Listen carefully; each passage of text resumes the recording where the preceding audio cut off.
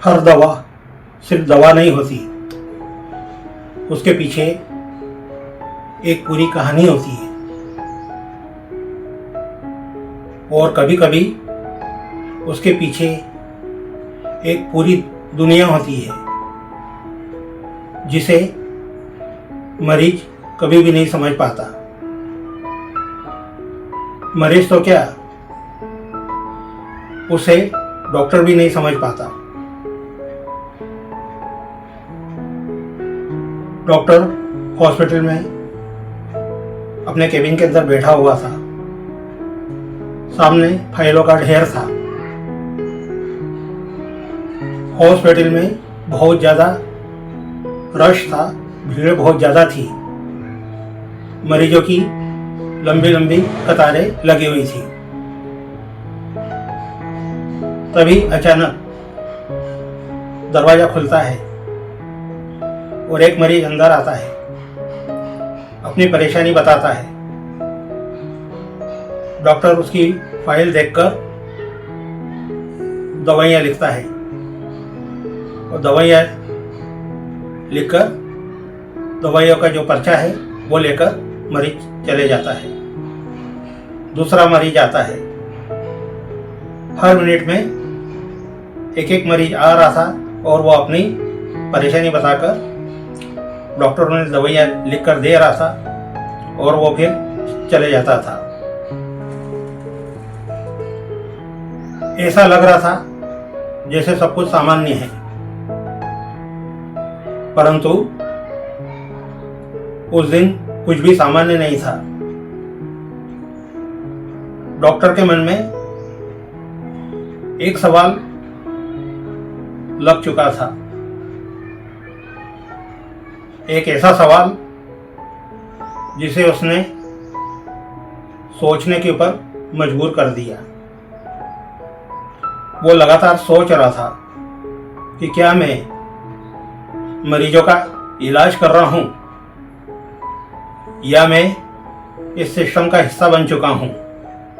वो अपनी कुर्सी के ऊपर बैठा बैठा पिछले कुछ दिनों के केस को याद करता है और देखता है एक ही तरह के मरीज, एक ही तरह की शिकायत और फिर एक ही तरह की दवा। और फिर कुछ दिनों बाद फिर वही मरीज और फिर वही शिकायत और फिर वही दवाएं लगातार लिखी जा रही थी।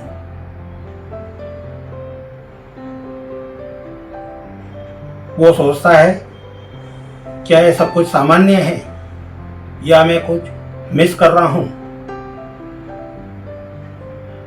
वो कुछ समझ नहीं पाता है, लगातार इस बारे में विचार करता है।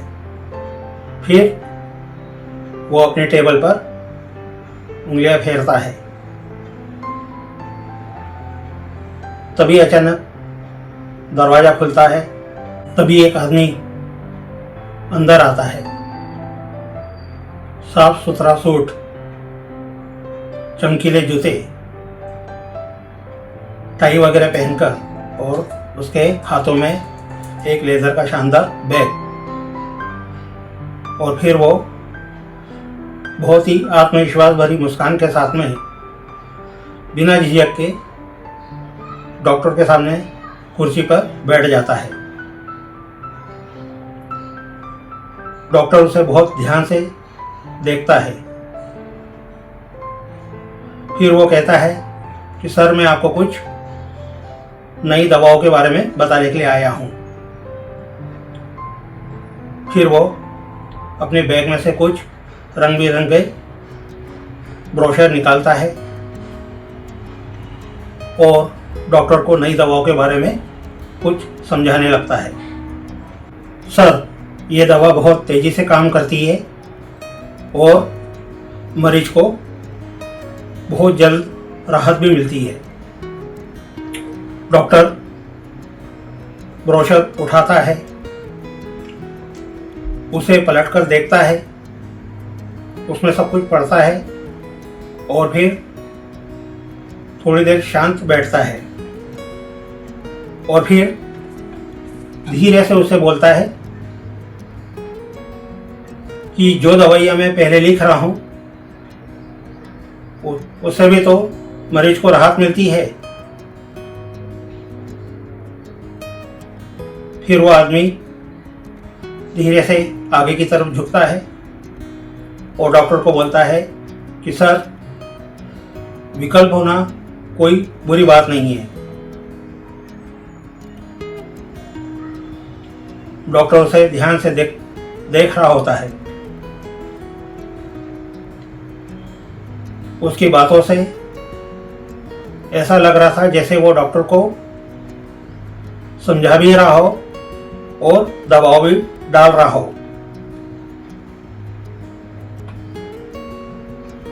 और अपनी बात उनसे मनवा भी रहा हो।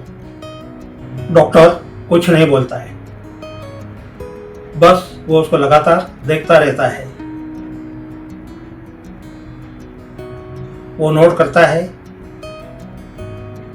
उसका आत्मविश्वास, उसकी हंसी, उसकी मुस्कान और उसकी बातें।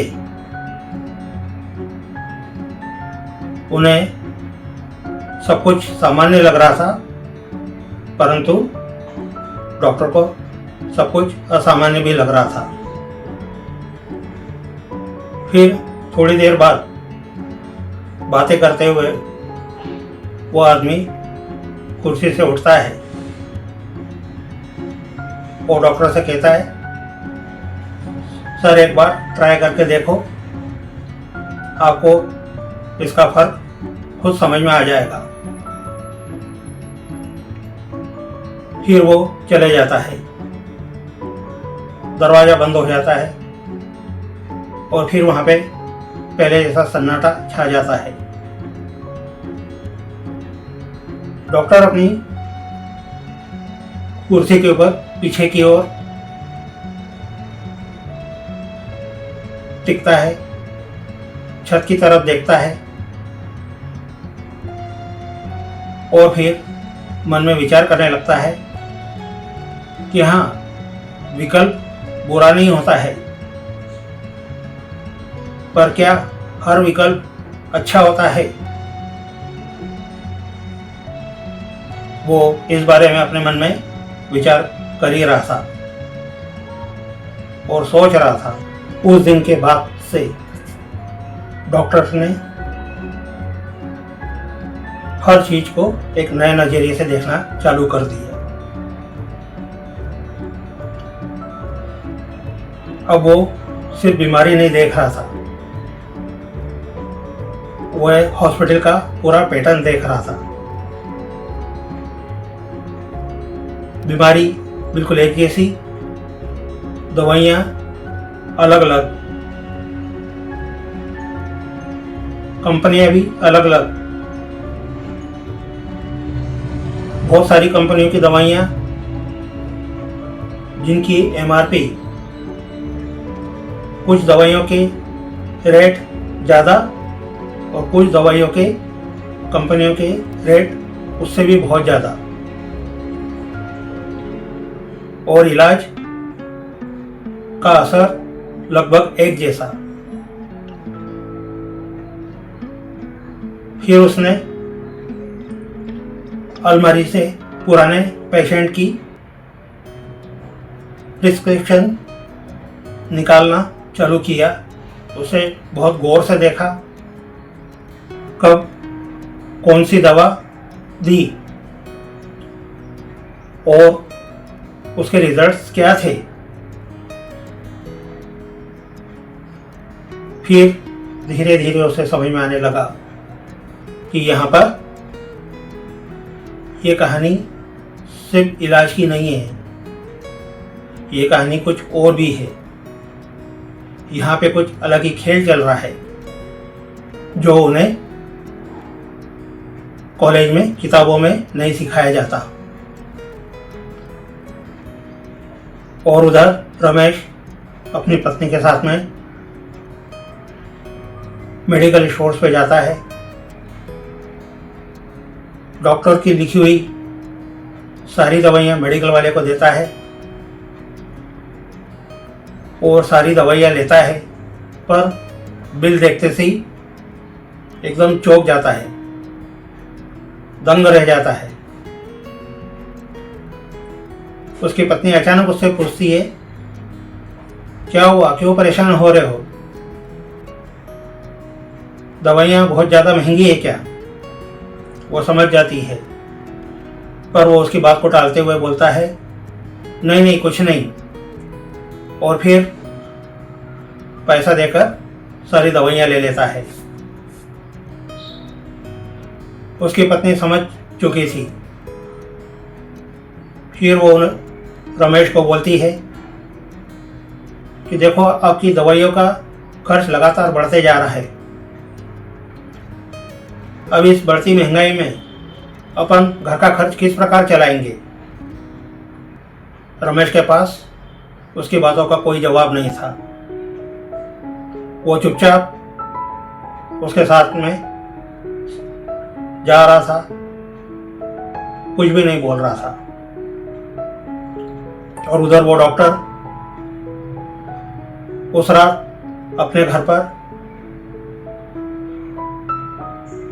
नहा धोकर फ्रेश होने के बाद में, खाना वाना खाने के बाद में अपने बिस्तर पर लेटा हुआ रहता है, पर उन्हें नींद बिल्कुल नहीं आ रही थी। उनके सवाल में सिर्फ एक ही सवाल चलता रहता है कि क्या ये दवाइयाँ सचमुच जरूरी है, या इन दवाइयों की लोगों को आदत बनाई जा रही है। और फिर अगले दिन वो हॉस्पिटल में जाता है और रमेश की फाइल निकालता है और उसका पुराना रिकॉर्ड देखता है और देखता है कि एक ही तरह की शिकायत, और वो कि वही दवाइयाँ लगातार उसे दी जा रही है। डोज भी धीरे धीरे बढ़ रहे थे। फिर वो मन में कुछ सोचता है और फिर अपना पेन निकालता है और पेन निकालकर कुछ लिखने को रहता है, तभी उसके हाथ एकदम रुक जाते हैं, जैसे कि उसके हाथ उससे कोई सवाल कर रहे हो। अब वो हर मरीज को बहुत ही ध्यान से देखता था। उसे समझ में आ चुका था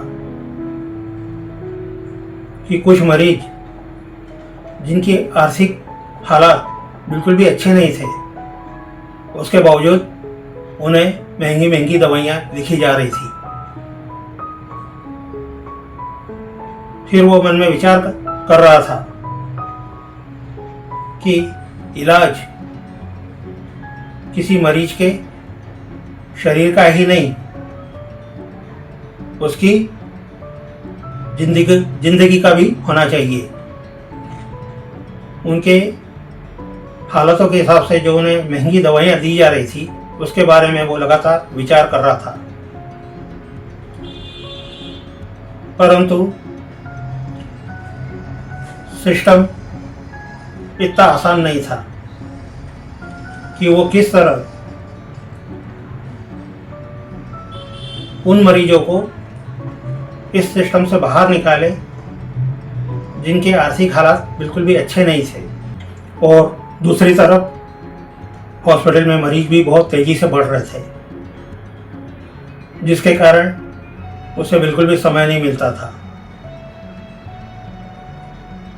वो कोई विचार करना चाहता था, पर उसके पास बिल्कुल भी समय नहीं बच रहा था। हॉस्पिटल में भीड़ बहुत तेजी से बढ़ रही थी।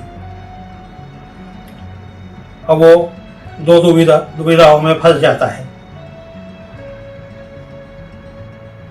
वो सोचता है, एक तरफ उसे जो कॉलेज में पढ़ाया गया था, सिखाया गया था, और दूसरा वो जो अब वो महसूस कर रहा है। एक तरफ उसके आदर्श और दूसरी ओर वास्तविकता। कभी कभी सही और गलत के बीच कोई साफ रेखा नहीं होती, कुछ धुंध होती है। और उस धुंध में इंसान खुद को खोने के लिए मजबूर हो जाता है, खुद को खोने के लिए मजबूर हो जाता है।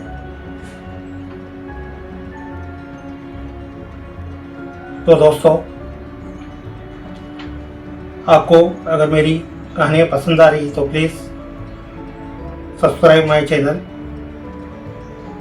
आपके अपनों को शेयर कीजिए और आपके प्यारे कमेंट्स ज़रूर कीजिए। मिलते हैं इस कहानी के अगले पार्ट में,